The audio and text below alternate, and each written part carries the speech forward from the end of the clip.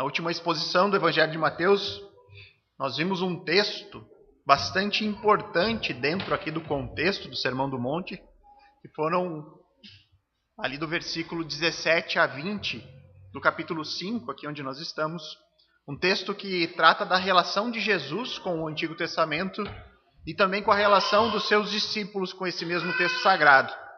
Então Jesus ele inicia no versículo 17 dizendo: "Não penseis que vim revogar a lei ou os profetas, não vim para revogar, vim para cumprir."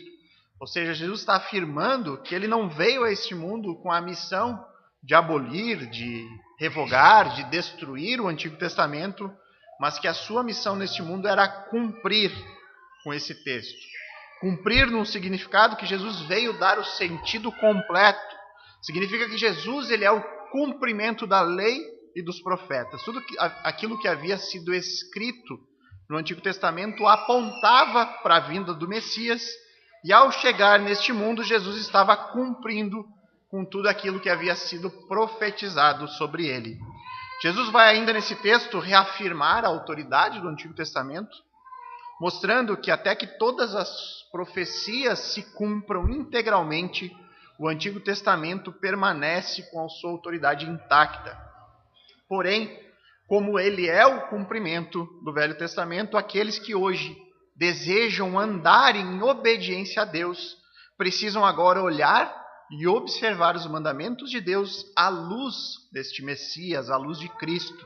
Então, antes o povo de Deus tinha o seu relacionamento com o seu Criador mediado pela lei.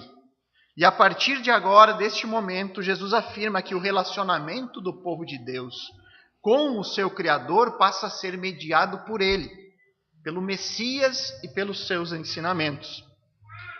Toda aquela pessoa que quiser buscar o verdadeiro Deus deverá fazer isso por meio do Messias, e não mais por meio da lei. Porque a função da lei era apontar para o Cristo que viria. E agora nós podemos dizer: o Cristo veio, ele chegou. E agora, para se andar com Deus, é necessário se andar com Jesus. Então, dentro desse contexto, nós chegamos aqui à seção final do capítulo 5, que vai do verso 21 até o versículo 48, onde Jesus ele vai abordar nesse longo sermão que nós temos aqui, que são do capítulo 5 até o final do 7, nesse finalzinho do capítulo 5 ele vai abordar diversos pontos da lei, aquela lei que foi entregue por Deus a Moisés. Então, sobre essa abordagem de Jesus a esses pontos da lei, você vai encontrar teólogos, escritores, estudiosos da Bíblia dizendo, uns que afirmando que Jesus ele veio nesses textos interpretar a lei. Outros vão dizer que Jesus ele está dando aqui nesses textos o sentido correto da lei que os judeus não haviam compreendido. Outros vão dizer que Jesus está trazendo uma nova lei. Ele está ampliando aquela antiga lei e agora trazendo uma nova, superior àquela lei que havia sido dada no Antigo Testamento. O que Jesus faz aqui nessa seção do texto era algo bem comum de ser feito entre os mestres judeus. E nós não podemos esquecer que agora, nesse período de tempo aqui onde Jesus estava, muitos olhavam para Jesus dessa forma. Muitos viam em Jesus um rabi, que era o nome dado àqueles homens que ensinavam, que eram os professores da lei, os professores das tradições judaicas. Mas o texto, ele vai nos informar que Jesus, ele não agia nessa sua observação da lei como tradicionalmente os mestres judeus faziam. Jesus era alguém diferente daqueles tantos mestres que haviam, daqueles rabis existentes. E nós sabemos disso porque no fim do Sermão do Monte, lá no finalzinho do capítulo 7, é dito que as pessoas estavam maravilhadas com as doutrinas que Jesus trazia. E o texto diz que as pessoas se maravilhavam porque Jesus ensinava como quem tem autoridade e não como os mestres da lei do seu tempo. E esse é o ponto-chave para a gente entender o que Jesus está fazendo aqui em relação à lei. Nós não podemos esquecer esse detalhe que foi escrito por Mateus, que Jesus está agindo como alguém que possui autoridade. Jesus não é apenas um estudioso que está dando a sua interpretação desses textos do Antigo Testamento. Essa autoridade, observada pelas pessoas que estavam escutando Jesus e que foi narrada aqui pelo apóstolo, essa maneira de Jesus tratar a lei vem do fato de que Jesus é o próprio legislador. Jesus tem autoridade de legislar. Jesus tem autoridade de estabelecer, autoridade de criar, autoridade de elaborar as leis. É nisso que nós temos que ter em mente ao lermos toda essa sessão final do capítulo 5 aqui do Evangelho de Mateus. Jesus não está apenas dando a sua interpretação da lei. Jesus não está dando a sua própria opinião sobre aquele assunto. Jesus está aqui com sua autoridade. Ele está rompendo qualquer limite de interpretação humana. Jesus está mostrando que o seu ensino é quem nos dirige para a direção exata no qual as leis realmente apontavam. Ninguém melhor para tratar sobre a lei de Deus do que o próprio Deus. O Deus que se fez carne e que esteve presente entre nós. Aquele que ativamente trabalhou na constituição dessas leis. E hoje nós vamos analisar o texto onde Jesus vai discorrer acerca do 6º mandamento da lei. Não matarás. Vamos então para a leitura do texto. Mateus capítulo 5, dos versos 21 a 26. Acompanhem comigo. Ouvistes que foi dito aos antigos, não matarás, e quem matar estará sujeito a julgamento. Eu, porém, vos digo que todo aquele que se irar contra seu irmão estará sujeito a julgamento. E quem proferir um insulto ao seu irmão estará sujeito a julgamento do tribunal. E quem lhe chamar tolo estará sujeito ao inferno de fogo. Se, pois, ao trazeres ao altar a tua oferta, ali te lembrares de que teu irmão tem alguma coisa contra ti, deixa perante o altar a tua oferta, vai primeiro reconciliar-te com teu irmão, e então, voltando, faze a tua oferta. Entra em acordo sem demora com o teu adversário, enquanto estás com ele a caminho, para que o adversário não te entregue ao juiz, o juiz ao oficial de justiça, e seja recolhido à prisão.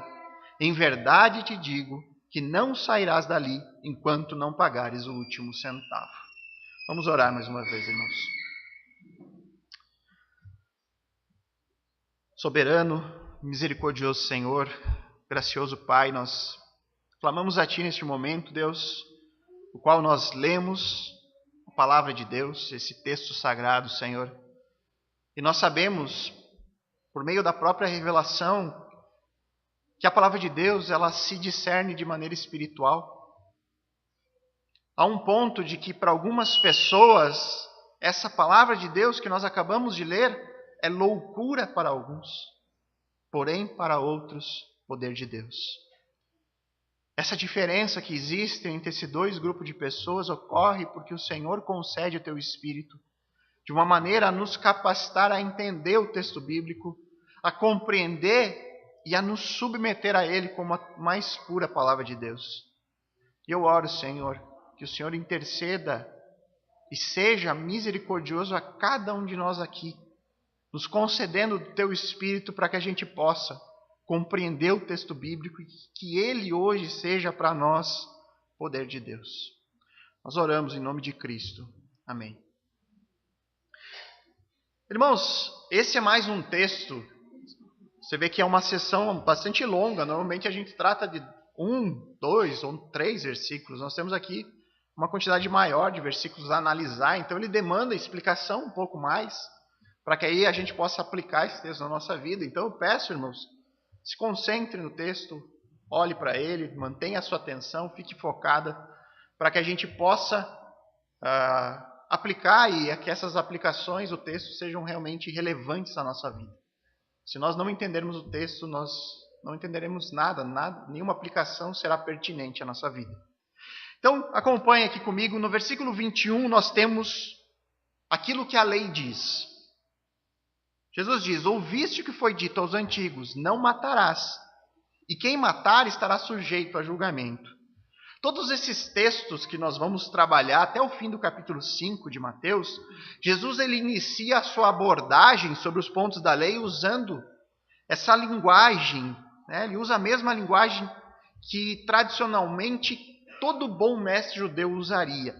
Esse termo, ouvistes o que foi dito.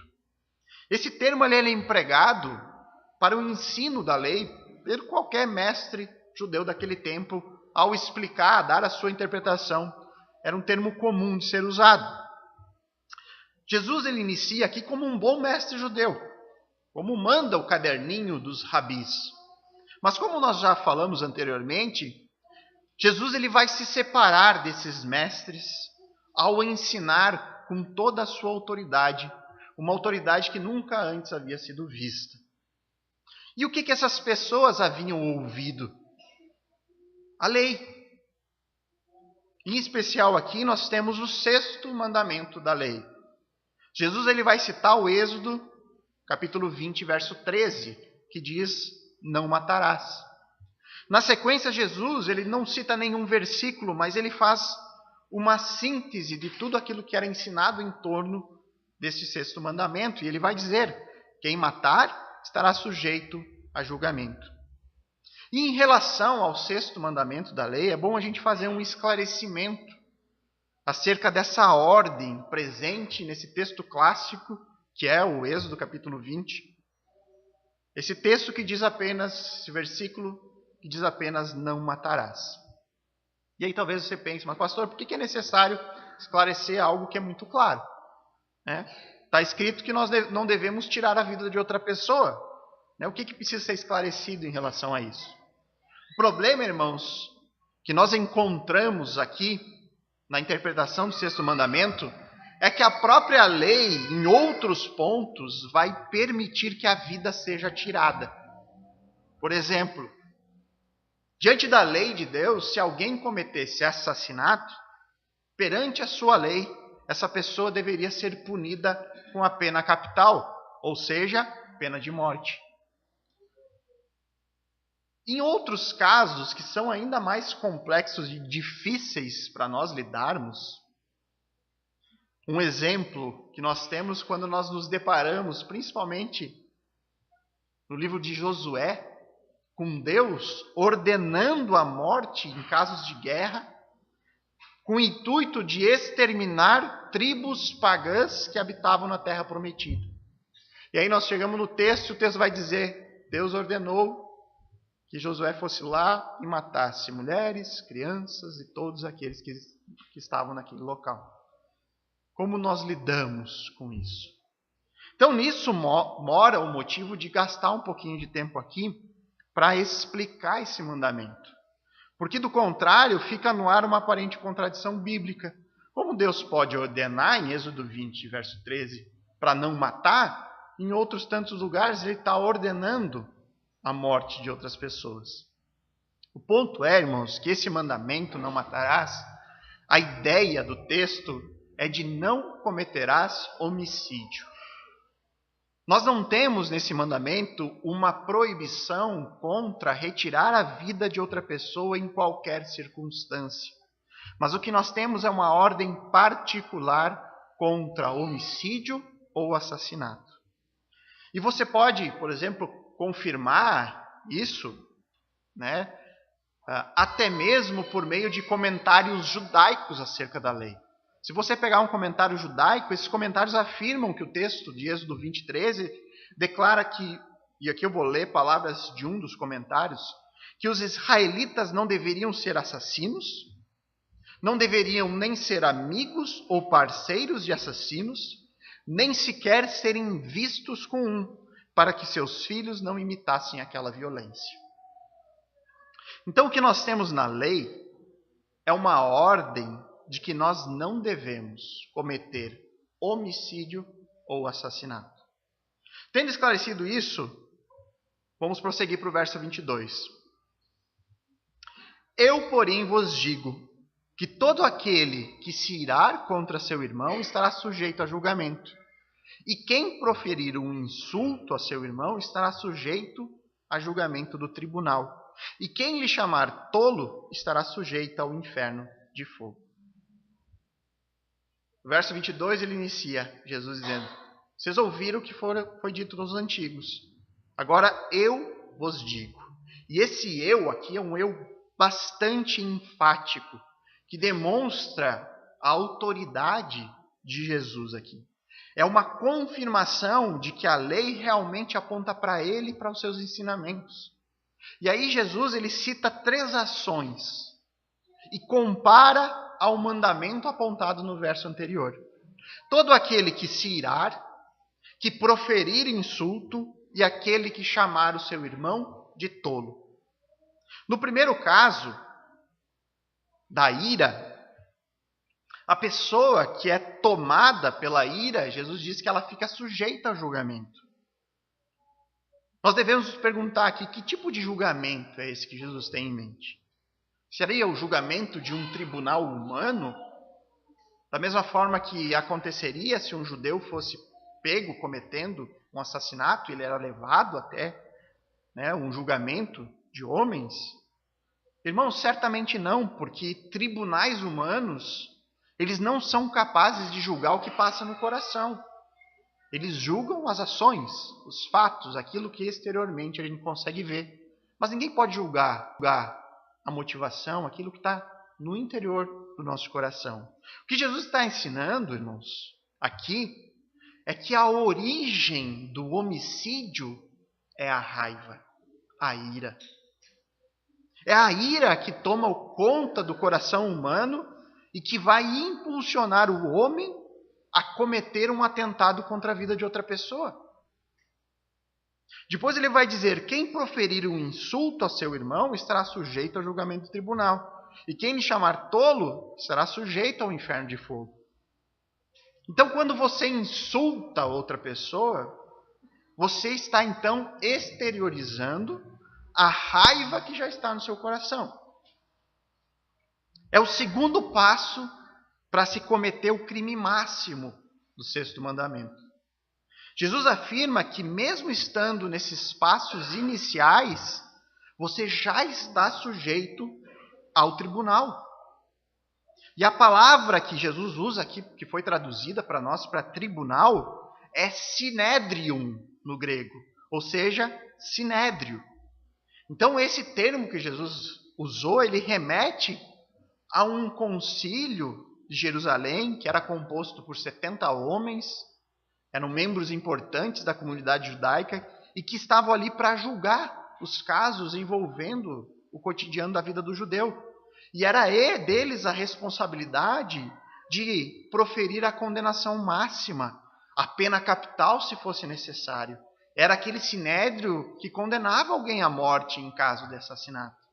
Então o insulto, ele nada mais faz do que expor aquele sentimento que já está dentro do coração. Ele expõe a ira.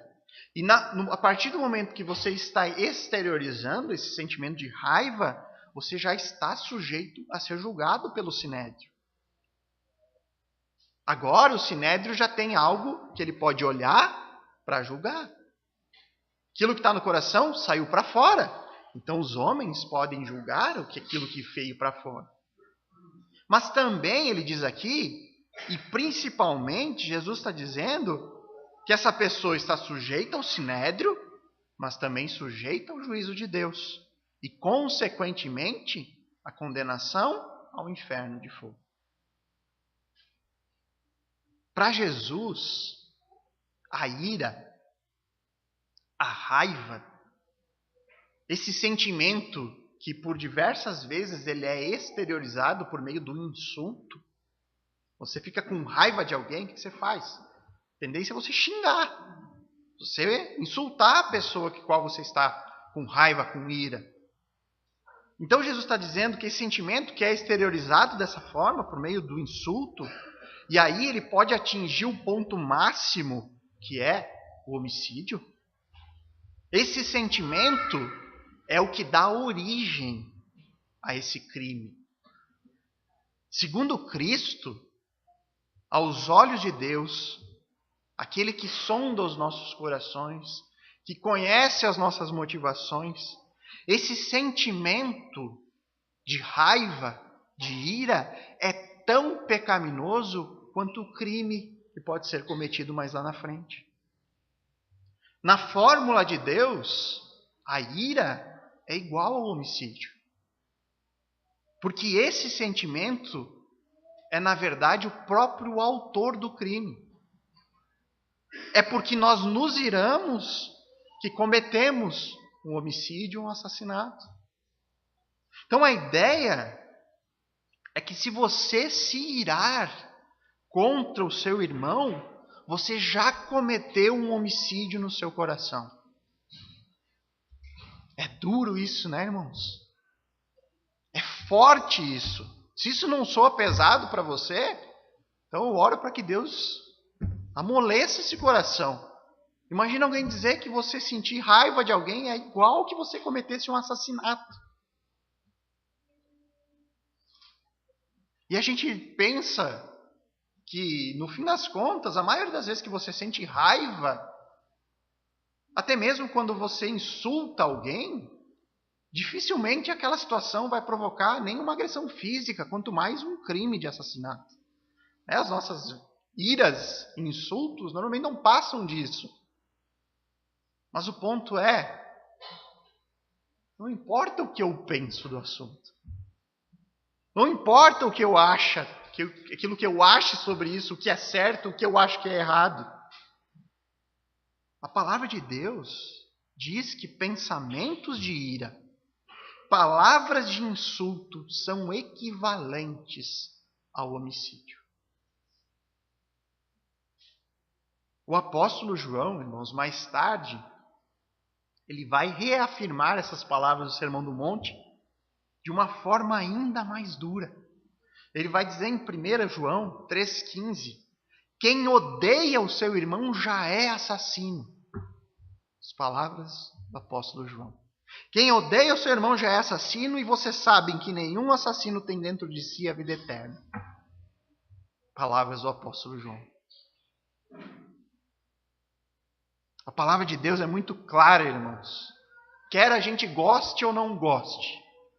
É como o irmão disse semana passada. Não é porque ela é antiga que ela deixa de ser verdade. Ah, mas isso era para outro tempo. O povo lá era um povo mais bárbaro. Um povo que precisava ter leis mais duras. Irmãos, o princípio permanece o mesmo para nós hoje. Para Deus, o sentimento de raiva é igual a matar alguém. É pecado tanto quanto. Há distinções morais?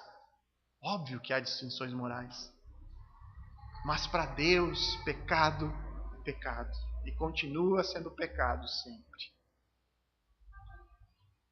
Agora, tem um detalhe que é fundamental aqui. Tanto no texto de Mateus quanto no texto que eu acabei de ler de 1 João.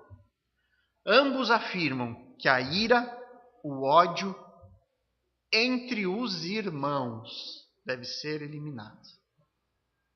Todo aquele que se irar contra, o que está escrito no texto? Seu irmão. Jesus está condenando e ele está equiparando o sentimento de ira com a prática do homicídio dentro da comunidade dos santos, dentro daqueles que são os seus discípulos. Significa que com outras pessoas fora da igreja eu posso me irar? Eu posso insultar ou coisa do tipo? Calma, né, irmãos? Não sejamos tão precipitados. Ah, se falou irmão, significa que quem não é meu irmão, meu primo, eu posso xingar e posso fazer o que eu quiser. Irmãos, essa restrição da condenação da ira entre irmãos se deve porque em alguns casos específicos a ira pode ser justificada. Nossa, será que realmente é isso? Irmãos, nós temos exemplos, textos bíblicos que mostram Jesus irado. Nós temos Mateus 21, no capítulo 21, Jesus demonstrando toda a sua ira em relação ao comércio, à exploração que estava acontecendo dentro do templo, lá em Jerusalém. 2 capítulos adiante, você vai ter Mateus 23, onde você percebe Jesus irado ao criticar os líderes religiosos.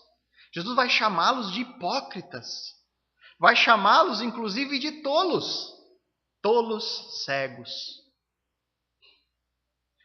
Em Marcos 3, naquele famoso episódio onde Jesus ele cura um homem com mãos deformadas num sábado, e aí ele é acusado pelos religiosos judeus de estar quebrando, indo contra a lei de Deus ao fazer uma cura no sábado.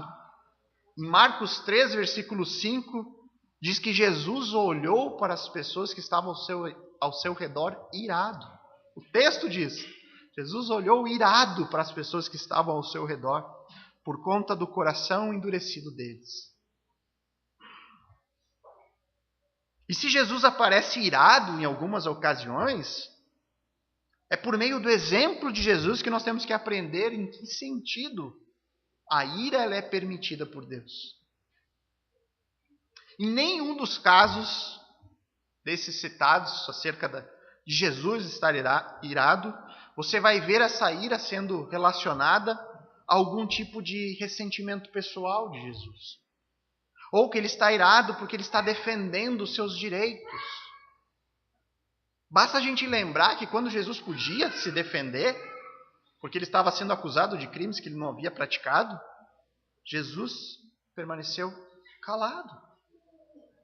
A ira de Jesus ocorre aqui nesses textos por conta da injustiça, por conta do pecado, por conta da descrença das pessoas, por conta de ver pessoas sendo exploradas por aqueles que deveriam estar guiando o povo judeu daquele tempo.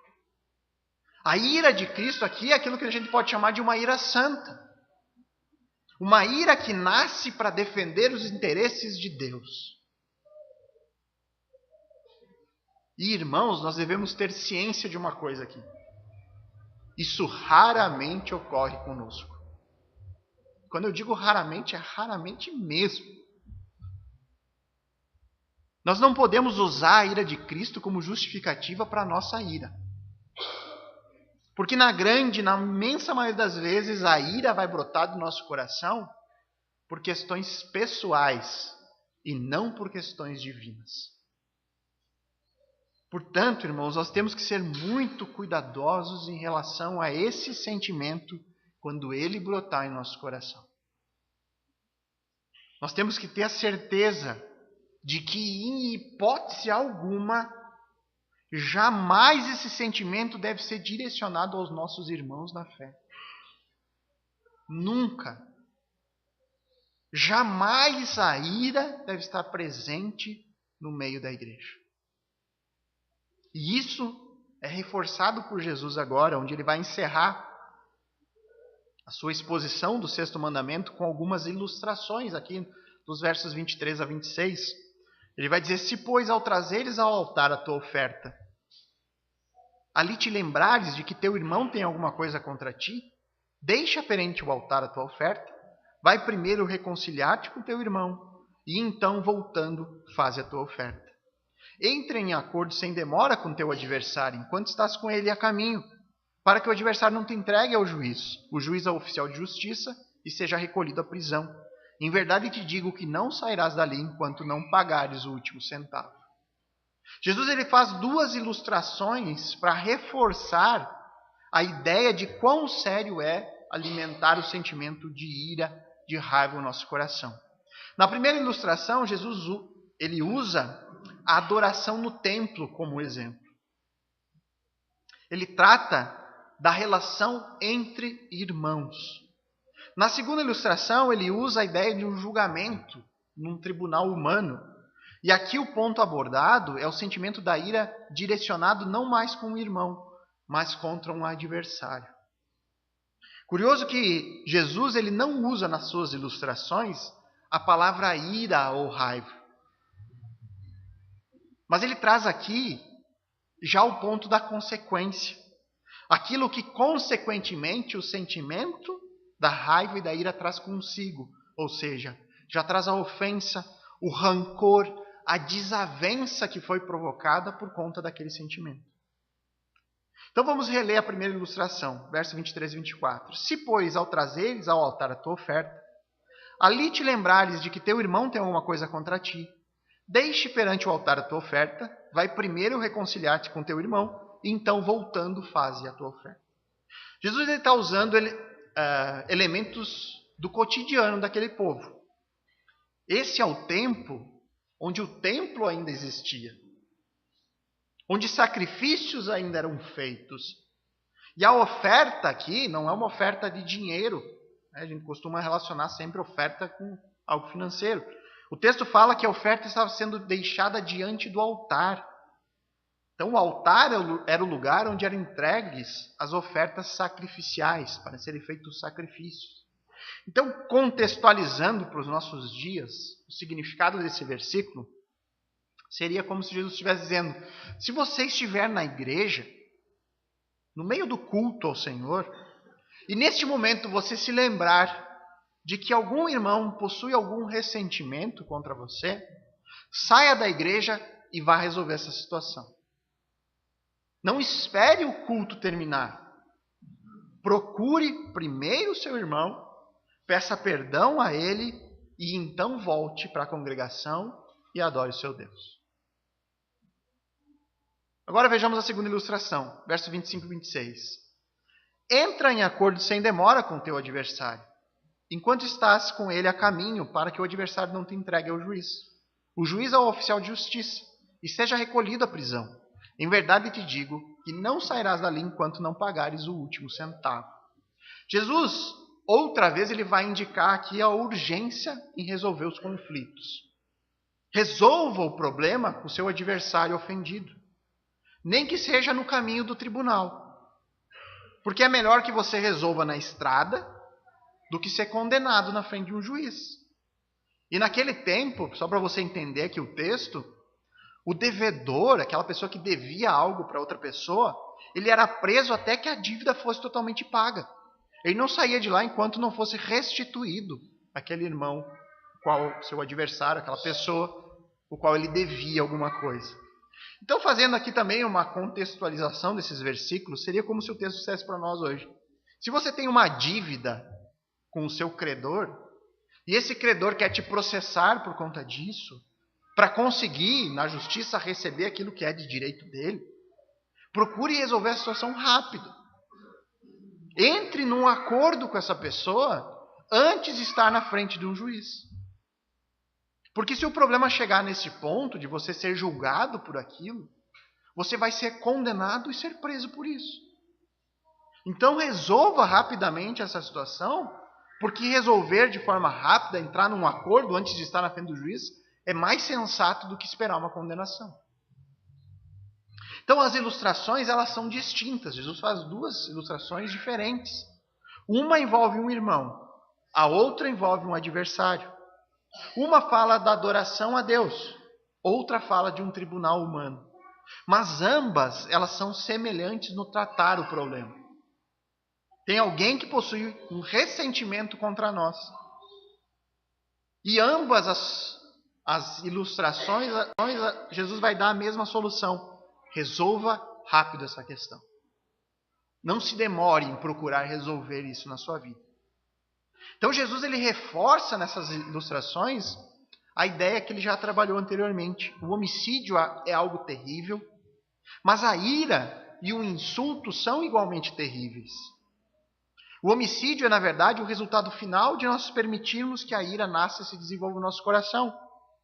Então nós não devemos cuidar apenas de não cometer o crime máximo, mas nós devemos eliminar o mal pela raiz e fazer isso de forma rápida. Nós precisamos ser muito mais sensíveis a essas situações, ser muito mais cuidadosos, estar sondando constantemente o nosso coração para não permitir que esse sentimento que é destrutivo encontre morada. e se crie e se desenvolva até cometer os passos seguintes. Irmãos, isso chega a ser, além de perfeito, porque é a palavra de Deus, mas é lógico. Imaginem se as pessoas fossem cuidadosas em relação ao seu sentimento da ira. Imagine se as pessoas fossem vigilantes quanto a isso e não deixassem que isso se desenvolva no coração. Não deixar com que a raiva cresça em relação a outras pessoas. Quantos assassinatos seriam impedidos só com essa atitude? Quanto crime é cometido no impulso, no momento da ira, no momento da raiva? Então Jesus está dizendo, cuida lá do princípio, da raiz do crime. Seja vigilante em relação ao sentimento que provoca essas coisas. E faça isso rapidamente. Não deixe isso ser protelado. Não deixe isso ir adiante. Então, se nós tivermos relacionamentos prejudicados, relacionamentos estremecidos, como cristãos que somos, nós devemos, irmãos, procurar rapidamente a restauração. Nós devemos, como cristão, buscar a iniciativa do perdão. Nós devemos, como cristão, tomar a iniciativa de pagar a nossa dívida, de buscar um acordo. Nós devemos, como cristão, efetuar a restituição quando for necessário. Se nós quisermos cumprir o 6º mandamento, não basta apenas não matar ninguém, é o que Jesus está dizendo. Você quer cumprir o 6º mandamento? Não basta só não cometer o crime. Mas nós precisamos tomar todas as medidas necessárias para vivermos em paz com todos e com um coração puro e limpo desse sentimento. Tendo explicado o texto, vou fazer algumas aplicações práticas em relação a tudo isso. A primeira aplicação que eu gostaria de extrair aqui do texto é a terrível realidade de que Deus não olha só o nosso exterior. Deus não olha só a nossa aparência. Mas Deus tem acesso ao mais profundo do nosso coração. Deus é capaz de saber das nossas intenções, de saber de sentimentos que estão envolvidos por trás dos nossos atos. Irmão, você já gastou algum tempo da sua vida para pensar sobre isso?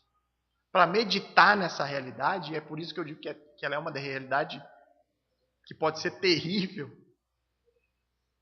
Porque eu posso, irmãos, olhar para vocês aqui e ficar alegre. Porque vocês vieram ao culto. Porque vocês vieram aprender de Deus. E isso me dá uma alegria, porque isso me dá a aparência que vocês querem conhecer mais o Senhor. Que vocês querem se aprofundar, querem ter um relacionamento com Ele. Mas eu não posso saber qual a motivação que te traz aqui hoje. Se você realmente veio com a intenção de prestar culto a Deus.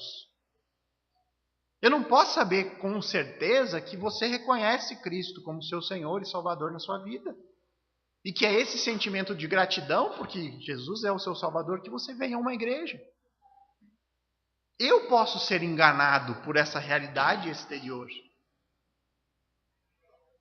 Porque qualquer pessoa pode vestir uma aparência de devoção, de santidade. Mas ninguém consegue enganar o Senhor. Ou seja, se você estiver aqui sem uma motivação santa, Deus sabe. E isso, irmãos, é terrível. Porque Deus conhece o mais profundo do nosso coração. Qualquer outro motivo de você estar aqui hoje que não seja buscar a Deus por meio de Cristo, eu digo, irmão, você está só perdendo o seu tempo aqui. Se você não veio para glorificar a Deus, você só está acumulando juízo sobre a sua própria cabeça. E a consequência disso, irmãos, e é outra aplicação que nós podemos retirar do texto, é que Deus, Ele só recebe a adoração de corações puros. O texto é muito claro nesse sentido. Não adianta vir à igreja, uma igreja que está unida em um mesmo espírito, no culto ao Senhor, glorificando a Deus, glorificando a Cristo, celebrando a obra da cruz do Calvário, buscando perdão pelos pecados. Não adianta fazer isso se o seu coração está cheio de raiva, de ira, de revolta com as outras pessoas. Porque um coração assim é um coração manchado pelo pecado. É um coração que não tem arrependimento e que não tem nada a entregar a Deus. Lembram da oração do Pai Nosso? Nós veremos logo em frente, está no capítulo 6 de Mateus. Uma parte da oração diz assim: Senhor, perdoa as nossas dívidas assim como nós também perdoamos os nossos devedores. Ou seja, Senhor, nos trata como nós tratamos as pessoas. Se existe qualquer conflito seu com algum irmão, resolva isso antes de entrar no culto. Faça isso antes de adorar a Deus, antes de cantar cânticos, antes de orar. Mostre um coração arrependido por meio do ato da busca da reconciliação. Os nossos relacionamentos pessoais, a saúde dos nossos relacionamentos pessoais refletem o estado do nosso coração. E além disso, os nossos relacionamentos pessoais refletem muito do nosso próprio relacionamento com Deus. Se eu não busco paz nos meus relacionamentos entre os irmãos, isso é só um indício de que eu ainda não encontrei paz no meu relacionamento com o meu Criador. Sob o cristão paira a responsabilidade de buscar ter paz para com todos. Sobre o cristão está a responsabilidade de buscar a iniciativa pelo perdão. Sobre o cristão está a responsabilidade de buscar a reconciliação. A última aplicação prática do texto que eu gostaria de fazer é que a lei, irmãos, ela continua a cumprir o seu papel, a nos conduzir a Cristo, ao apontar para Cristo. Paulo, em Gálatas 3:24, ele vai dizer que de maneira que a lei nos serviu de aio para nos conduzir a Cristo, a fim de que fôssemos justificados pela fé. Segundo Paulo, a lei serviu como um pedagogo. A lei, ela nos ensinou, nos mostrou para nós que é impossível cumprir todos os pontos da lei e ser justificado por ela. Nós precisamos de outro mediador. Pela lei, não dá. E a lei nos mostrou que a nossa única esperança é o Messias, prometido por Deus, e que faria a mediação entre nós e o nosso Criador. Nossa única esperança é Cristo. E aí você encontra o Cristo de Deus lidando com a lei. E aí então você escuta Jesus, o ponto alto da lei, aquele que deu sentido completo a ela, e ele diz que não pense que apenas o assassino será julgado por Deus. Se você se irar contra um irmão, você já está sujeito ao julgamento.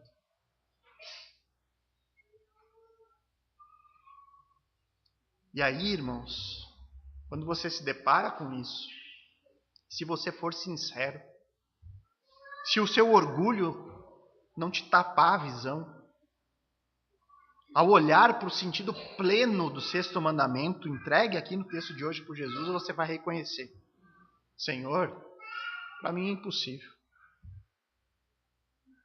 Se não basta só não matar, se só sentir raiva contra alguém, isso já é como matar, eu não tenho como. Eu não consigo. Se você for sincero, você vai ver que a única alternativa que você tem é correr para os braços de Jesus, para a sua graça e sua misericórdia. E isso não ocorre porque eu não vou lutar para cumprir esses mandamentos, mas porque mesmo lutando diariamente para estar livre do pecado, livre da ira, que vira e mexe tenta vir no meu coração, vira e mexe ela tenta achar espaço dentro de mim, mesmo lutando contra isso, eu vou reconhecer que não há méritos em mim nessa luta. E que jamais eu conseguiria, por mim mesmo, alcançar, por meio das minhas obras, atingir o padrão de Deus e da sua lei. Jamais eu conseguiria atingir o padrão de santidade de Deus. Porque eu olho para isso, não. Até eu poderia chegar diante de Deus, Senhor, eu nunca matei ninguém. Mas o que eu vou chegar agora diante de Deus? Eu nunca mirei com ninguém. E ao reconhecer isso, irmãos, ao reconhecer essa minha incapacidade em cumprir o padrão de Deus, eu reconheço que eu preciso totalmente da graça e do favor de Cristo por mim. Não tem outra escolha. Não tem outro caminho. Jesus ele nos ensina aqui, por meio dessa abordagem ao sexto mandamento, que nós não devemos cuidar apenas das questões exteriores, das questões externas. Cristo ele está rompendo com uma cultura religiosa do seu tempo. Muitos judeus da sua época buscavam apenas o exterior, a aparência de santidade. Expressões como, eu vou para o céu porque eu nunca matei ninguém. Expressões desse tipo provam-se, por meio da palavra de Deus, por meio do texto de hoje, ser totalmente falha diante de Deus. Ninguém vai poder dizer isso para o Senhor. Eu posso não ter jamais cometido esse crime terrível, que é tirar a vida de outra pessoa, mas se eu for sincero, ao analisar o meu coração, eu verei que transgredi a lei inúmeras vezes. Milhares de vezes eu fui homicida em meu coração. E os discípulos de Cristo, e apenas os discípulos, são capazes de reconhecer essa realidade. Somente os discípulos são capazes de reconhecer a sua incapacidade com Deus e não argumentar mais. Senhor, eu não matei ninguém, eu não roubei. Não. O discípulo fecha sua boca e se joga aos braços de Cristo. Mas além disso, irmãos, os cristãos, eles são capacitados a lutar contra esse sentimento, que é reflexo e causa do pecado, a mancha que nós herdamos. E cabe ao cristão cortar esse mal pela raiz. Mas a grande lição, e acima de qualquer coisa, está exposto a nós o alto padrão de Deus, o alto padrão moral. A palavra nos revela que ninguém é salvo por si mesmo. Quem poderá dizer que nunca se irou? Quem poderá dizer que nunca insultou em seu coração? Eu espero, irmãos, que nós, ao sermos expostos a esse padrão de Cristo, que isso seja suficiente para te fazer reconhecer o mal que existe em você. Que seja suficiente para você reconhecer, sim, eu sou um pecador.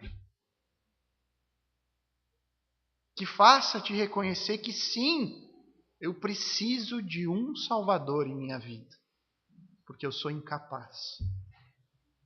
E que isso seja o suficiente para nos levar na mais profunda gratidão a Cristo. Senhor, obrigado, Senhor, por ter tido misericórdia de pessoas como nós. Obrigado, irmãos. Agradecer ao Senhor, obrigado, por oferecer a nós salvação sem nenhum pingo de merecimento. Obrigado, porque agora eu posso pedir perdão a um irmão. Algo que parece simples na teoria, mas que na prática é algo tão difícil. É o Espírito Santo que nos capacita a pedir perdão para as pessoas, a tomar a iniciativa da reconciliação. Na prática, essa coisa que é simples teoricamente, ela se mostra impossível para seres humanos orgulhosos e que passam a vida toda buscando apenas o próprio bem. E acima de tudo, irmãos, fica a minha oração final. Que Deus nos ajude a diariamente a lutar não só contra o sentimento de raiva, de ira, que brota diariamente no nosso coração, mas para que a gente possa lutar com tudo aquilo que existe em nossas vidas e que não glorifica a Deus. Vamos orar.